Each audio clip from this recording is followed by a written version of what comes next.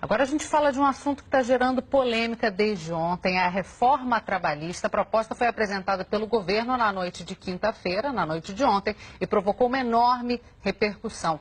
Em linhas gerais, esse texto estabelece que as convenções coletivas determinem como é que as horas de trabalho devem ser distribuídas ao longo da semana. O governo pretende também apresentar novos modelos de trabalho, além do atual, que é por jornada.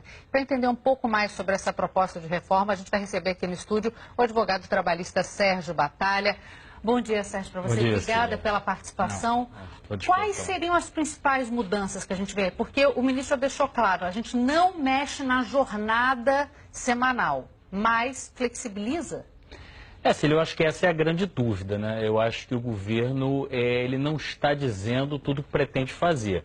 Eu acho que por uma questão política, certamente, porque as medidas são polêmicas, o governo não abre efetivamente detalhes da medida. O que se disse genericamente, eu achei sinceramente pouco, não foi informativo. Poderia haver a ultrapassagem até 12 horas num dia. Hoje em dia a CLT limita 2 horas com pagamento de horas extras. Na prática, já havia eventualmente a possibilidade do trabalho em 12 horas, em circunstâncias excepcionais, com pagamento de horas extras. Eu não vejo nisso uma grande mudança. Essa possibilidade da compensação de jornada dentro da semana também já há previsão de banco de horas. Então, me parece que o ministro não está dizendo tudo que ele quer. Porque o que acontece? Há um clamor de uma parte do empresariado, e vamos ser objetivos, para a redução do direito trabalhista mesmo. Quer dizer, o que se quer efetivamente é cortar custo da mão de obra. É isso que uma parte do empresariado trabalhista, é o que parece, uma parte do governo pretende. Só que pelo problema político que isso cria, não se diz claramente o que se quer. Então se anuncia, vamos dizer assim, meias medidas ou intenções genéricas. Essa questão da livre negociação também é uma questão que ela existe, mas o que está se dizendo agora é que essa livre negociação vai poder suprimir alguns direitos previstos em lei. Sérgio, oi, queria te fazer uma pergunta também, porque os argumentos de quem defende uma mudança nas regras trabalhistas é que se elas forem menos exigentes, mais gente vai conseguir emprego. Na sua avaliação é isso mesmo? A flexibilização das regras pode diminuir de uma forma significativa o desemprego? Não, eu creio que não há nenhuma relação, porque o que cria emprego é produção econômica. Você não vai contratar um empregado a mais no seu negócio só porque está um pouco mais barato. Normalmente, esse pequeno ganho marginal de mão de obra, ele vai para o lucro do empresário. Mas não há necessariamente uma criação de postos de trabalho. Nunca se viu essa relação em lugar algum. Me parece o interesse do empresariado é um aumento basicamente no lucro, né?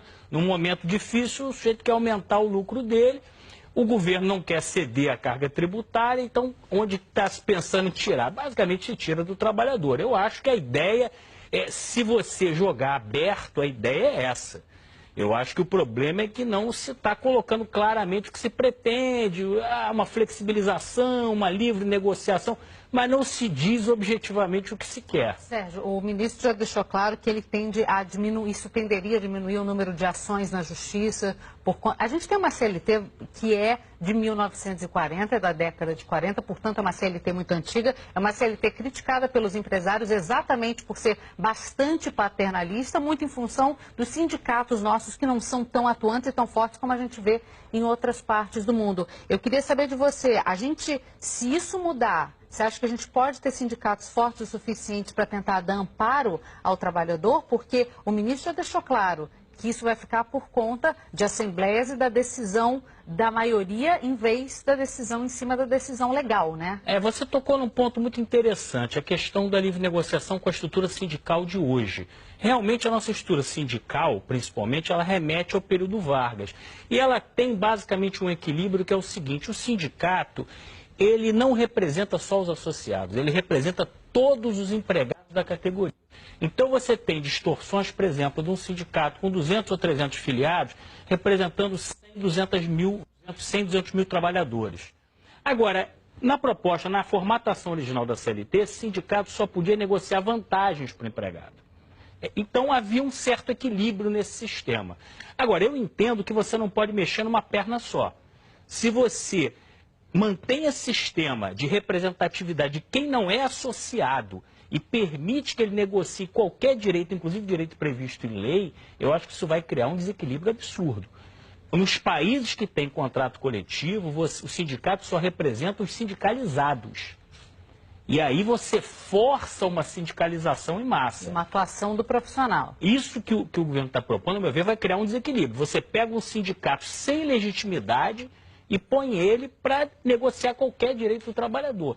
Isso no Brasil de hoje seria uma catástrofe, porque o que se vê nos sindicatos, na maioria dos sindicatos, é uma representatividade muito pequena, em alguns casos até a transação de algumas coisas, até por vantagens pessoais. Então... Mas, em linhas gerais, alguns pormenores já foram colocados até nos jornais, mas é muito detalhe para a gente entrar aqui. Mas, em linhas gerais, você acha que é fundamental uma reforma trabalhista? Olha, eu não acho fundamental e vou te explicar por quê. Na verdade, a CLT, ela é, de fato, da década de 40, ela sofreu várias mudanças, não resta bastante coisa da época original, mas muita coisa já foi modificada.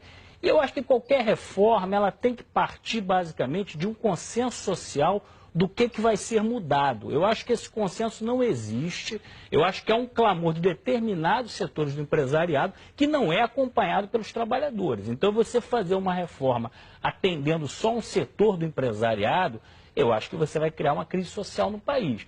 Então, eu acho que você poderia modificar a legislação brasileira. Na verdade, ela é alinhada com a maioria dos países latino-americanos, com algumas diferenças.